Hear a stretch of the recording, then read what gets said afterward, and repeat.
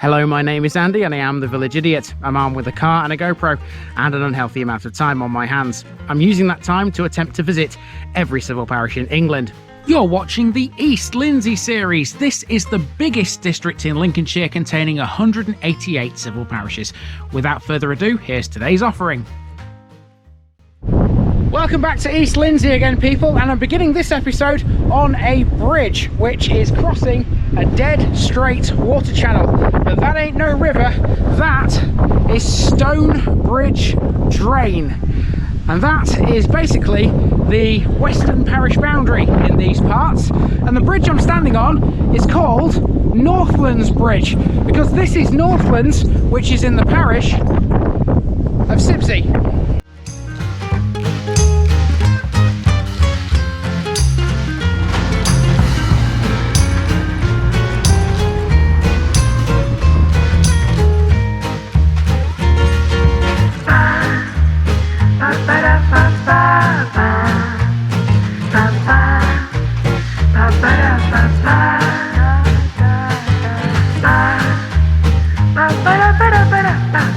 The East Lindsey series is sponsored by Gainsborough Cycles 01427 617 752. For all your cycling needs, this is your one-stop shop, located at 20 Ropery Road, Gainsborough, or online at gainsboroughcycles.com. There's a link in the description. Gainsborough Cycles, ask for Trevor Halstead. Here's my disclaimer for people who may be watching me for the first time. I say things as I would in my native accent and dialect. As a result, I may not pronounce things in the same way as the locals do. Remember, I'm a visitor. It's impossible to know everything. Leave me a comment, spin me a like, and bash that subscribe button. Let's get to today's parish video.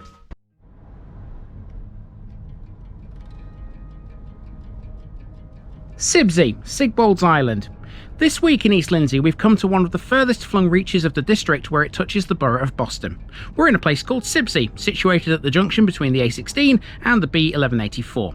Despite being on that junction, Sibsey does not lie on a crossroads. The old main road, the B1184, ran from east to west, and when the A16 came along, Sibsey's layout changed dramatically, giving the village a north to south alignment instead. Everything was clustered together in a lopsided square, but it was unceremoniously ripped into two pieces by the brand new road. One effect of that now is that traffic does not have to wind its way through the village, it blasts straight through, and that's a shame. Sibsey is well worth exploring. This was the birthplace of one of the most famous comedy actors the country has ever had, Arthur Towle, who was better known by his stage name and even better as his drag act alter ego, Old Mother Riley. Sibsey was also the birthplace of the post-impressionist painter Frank Bramley, and also hosted other famous names like Annie Beasant. Landmarks wise, you'd do well to see past the awesome Sibsey Trader Mill. With 6 sails and 6 stories, the Trader Mill is one of the tallest working windmills in the world. There's lots more here too, so let's get moving and check it all out.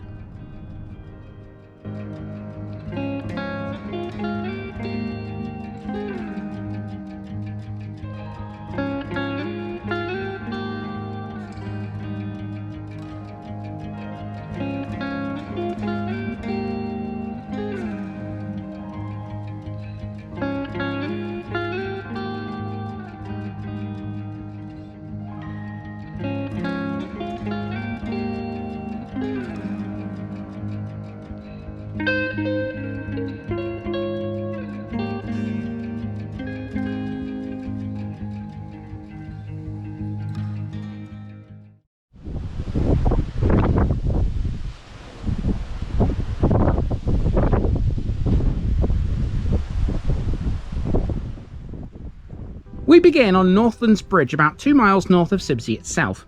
The bridge you're looking at here resembles one of the many we often see over canals. It wouldn't be totally inaccurate to describe this as a canal bridge. There's a reason for that, because Northlands Bridge crosses Stone Bridge Drain, one of the many built by the Witham 4th District IDB. Like Hophole Drain, which we encountered at Lade Bank, this is navigable by boat, so in effect it is a canal. Stonebridge is often referred to as Sibsey Trader Drain instead, and the reason for that will become clear shortly.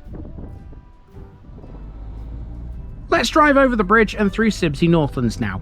Stonebridge Drain is 4 miles long and absolutely bang straight, like Hophole. Stonebridge is arguably the most unique of the Witham navigable drains. We'll be seeing it again in other episodes, and there's good reasons to. For example, it's the only one that passes over an aqueduct, taking it over Cowbridge Drain in the process. By boat, you can even use Stonebridge to access the Lincolnshire Wolds via the East Fen and West Fen catchwater drains. But that's all in the future. For the here and now, Sibsey Northlands is where we are, an area distinctly different from the main village. Northlands, or Norlands as it was known historically, is formed of two almost dead straight streets, which run east to west between the A16 and Trader Bank. In effect, they're residential roads, one called Northlands, the other called Littlemore Lane. There were two pubs up here, the Star Inn on what is now the A16 and the Ship on Northlands. Now, I'm sure many locals watching this will remember why the Ship is no longer part of life here. Once owned by the Soulby Sun and Winch Brewery, it was destroyed by fire in the late 1960s. The Ship also provides us with an interesting tale.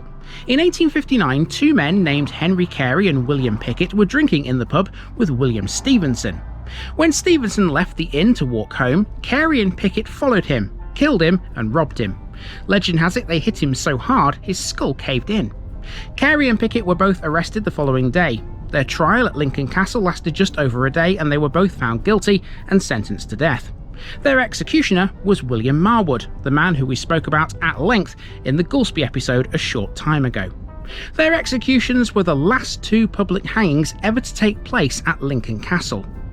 Now, Northlands also had a chapel too, but much like that pub, it's also long since gone. Now we're on Trader Bank and Stonebridge Drain is to our right. This is a bumpy lane which follows the course of the drain southwards until it hits Frithville Road. Where it does, Sibsey's tallest and most iconic building comes into view on the left. It's one of the tallest working windmills anywhere in the world. Now, Sibsey village itself is still quite a way away in the distance over there. The reason I've stopped here though is simply because on the left hand side there is a windmill. That is the Sibsey Trader Mill, which marks our entrance to the main village.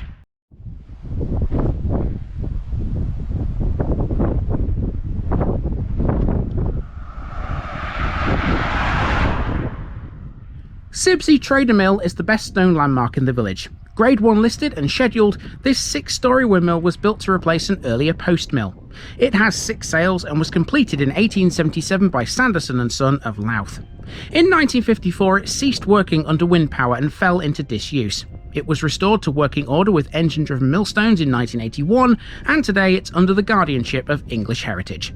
At present it's undergoing some major conservation to restore its cap, fantail and sails to bring it back into full working order. The project will run for several years. Into the main village now, and we start on Station Road, heading eastwards towards the site of the former Sibsey railway station, active between 1848 and 1964. Sibsey was only a small village during most of its existence, so passenger numbers were never high. However, the station was used frequently for goods. Sibsey would often deal with up to 80 wagons of beet or potatoes daily. In the 1920s, 2 potato trains ran at night from Sibsey, one to Bradford and the other to Ardsley, near Leeds. Today, the railway remains in use as part of the Poacher Line between Boston and Skegness. In stark contrast to the station, we're now on the Amos estate that's only been in existence for a few decades. These streets are all named after various people from Sibsey's history. They include Annie Beasant, the social reformer and theosophist who lived in Sibsey during her marriage to the Reverend Frank Beasant. Annie Beasant is best known for becoming the first female president of the Indian National Congress in 1917. Her marriage to Frank Beasant didn't go very well, and the pair would eventually split. Also name-dropped within these streets is Arthur Lucan. Keep him in mind for later.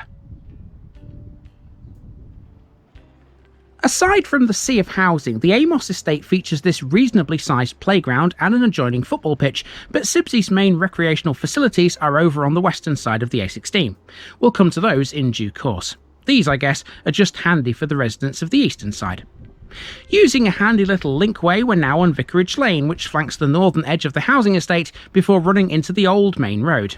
And the old vicarage? Well, that's along here too. It dates from 1822 and was constructed by George Smith and John Tyler of Boston. Where there's a vicarage, there's usually a church. Sibsey's is dedicated to St Margaret. This is the final resting place of Frank Beasant, who is buried in the churchyard. St Margaret's, which dates from various periods between the 12th and 16th centuries, has a square, early English tower, and its chancel and nave were partly rebuilt in 1855. A community library operates from within it, and as you can see here, it was open. The churchyard has a cross, Grade 2 listed and a scheduled monument, and in front of it all is the War Memorial, dating from 1921. It has the names of the 13 men lost in World War I and the 4 lost in World War II. Oh, well, so far so good. The wind seems to have died down here as well, which is a good thing. It means you can actually hear me. We're now on a footpath which will connect us from the church to the A16. And when we get to that, we'll take a right turn and come basically back on ourselves. We're working our way towards the mill again, but we're not going all the way out to the mill because it's quite a long way out of the village. We'll go as far as the village hall and then come back and explore the rest of Sibsey. Beautiful day, beautiful village. I'm really enjoying this one so far.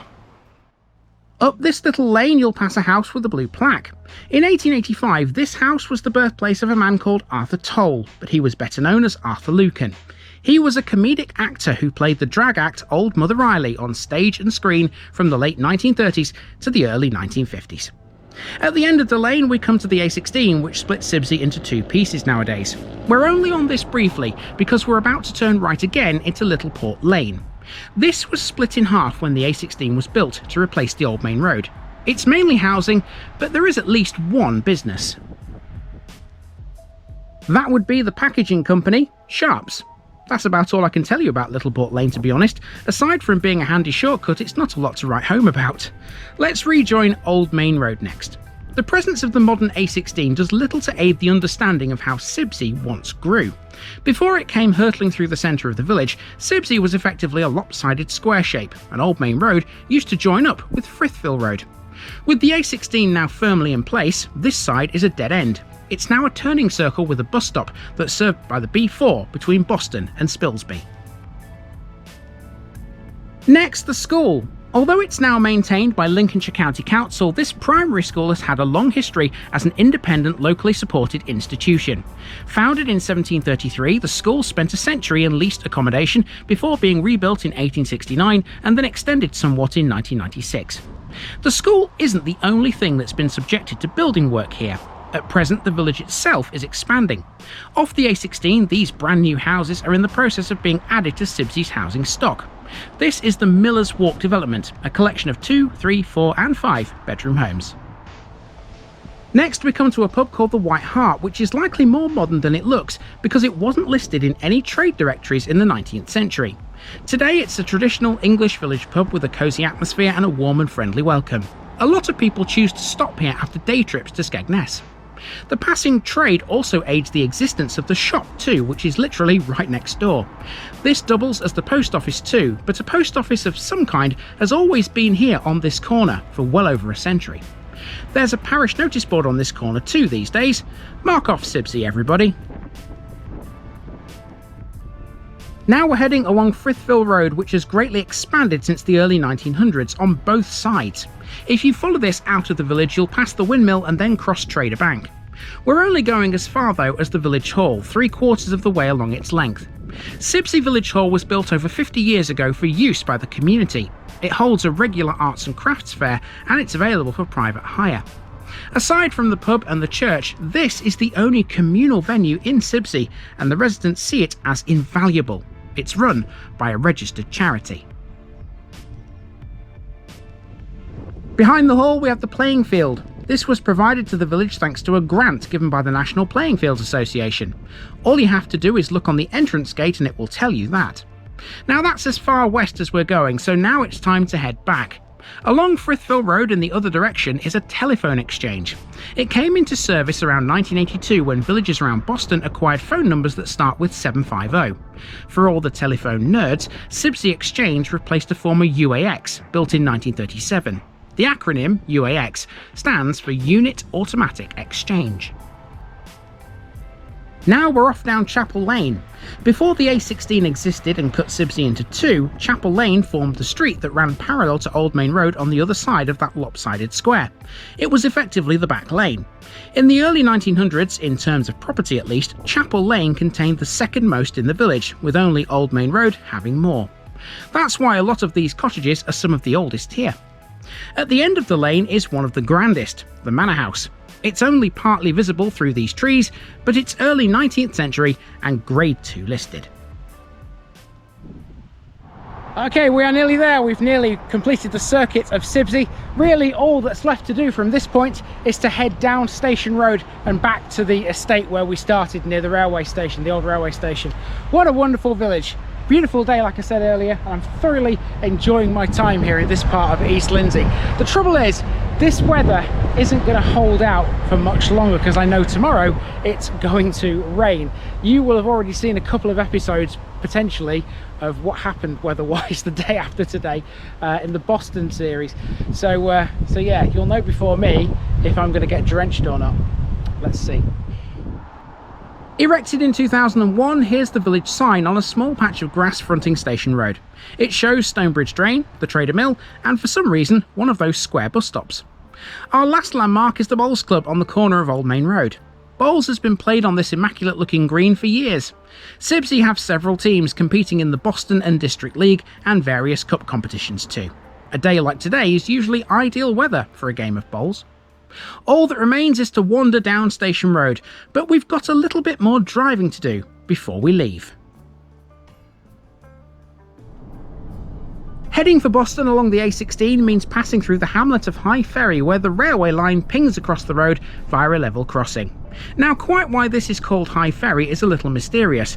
There are no water channels down here, be it river, canal or drain. Instead, there's just a bunch of isolated houses and farms, and it seems to have been that way for centuries. Maybe that's something for the Sibsey natives to fill in below, if they know. For now, we're done with another parish in East Lindsey. Next week, we're off north again, working our way deeper into the heart of Lincolnshire. I am thoroughly loving my time out here in this part of the world.